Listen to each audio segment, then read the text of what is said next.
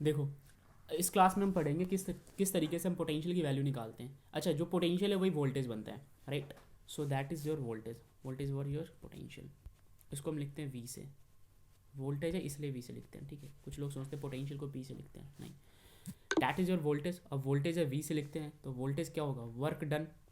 यानी कि हम पोटेंशियल को वर्क डन के रेस्पेक्ट में पढ़ रहे थे, तो वोल्टेज हमेशा वर्क डन के बराबर होता है। और वर्क डन किसका करते हैं हम, चार्ज का करते हैं। इन्फिनिटी पॉइंट से एक चार्ज को लेके आते हैं, तो work done multiply by charge is all about potential. अगर आपको मैं स्लाइड्स में दिखाने की कोशिश करूँ तो आप इन्फिनिटी पॉइंट से, ये हमारे पास एक चार्ज है, इस चार्ज का हम पोटेंशियल निकाल रहे हैं, इसका वी निकाल रहे हैं। ये वर्क करेगा, इसको उठा के यहाँ तक लाएगा, वर्क करेगा।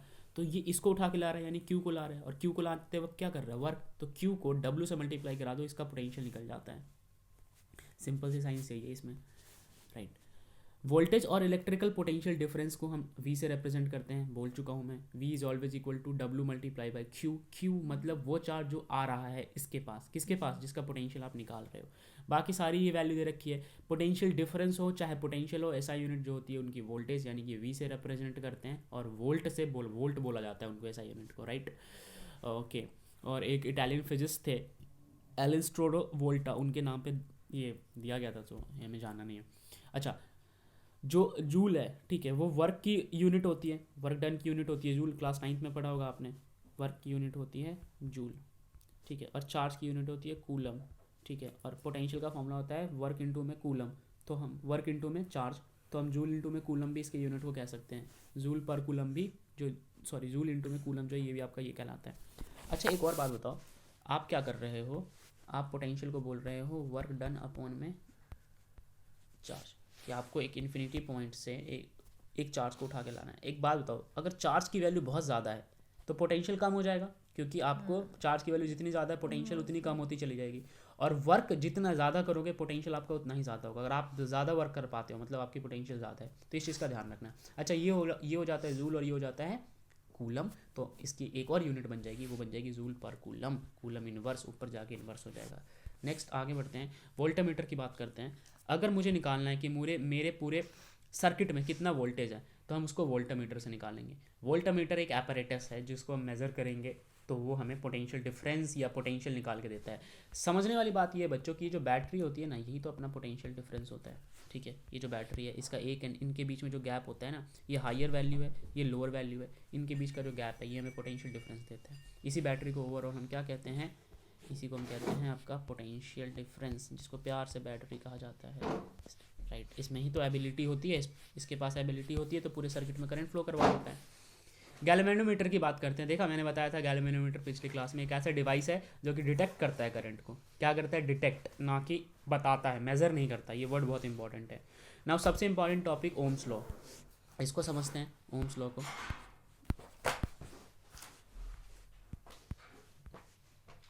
अब देखिए, ये मेरे पास एक कंडक्टर है, इस चीज़ को अच्छे से समझ लो।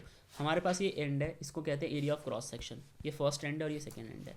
इन एरिया ऑफ क्रॉस सेक्शंस पे ही पोटेंशियल होता है। आपको अगर कहीं पोटेंशियल मिलेगा तो यहीं पे मिलेगा, यहाँ पे मिलेगा। You can't find potential in between, ठीक है। क्यों, क्योंकि पोटेंशियल अगर यहाँ पे होगा और यहाँ पे होगा तो हम डिफरेंस निकाल सकते हैं, और जितना ज़्यादा इसका लेंथ होता है पोटेंशियल डिफरेंस उतना ही अच्छे से निकल के आता है। हमें कभी भी पोटेंशियल की ज़रूरत नहीं पड़ती, we never require potential, we always require potential difference. That is what we needed in our circuit, right. So difference के लिए आपके पास 2 पॉइंट्स होने चाहिए। तो ये होता है एरिया ऑफ क्रॉस सेक्शन। देख रहे हो ना यहाँ पे, एक सेक्शनल, एक क्रॉस सेक्शनल जैसा आप ये हो रहा है, एक छोटा सा हिस्सा, इसे कहते हैं क्रॉस सेक्शन।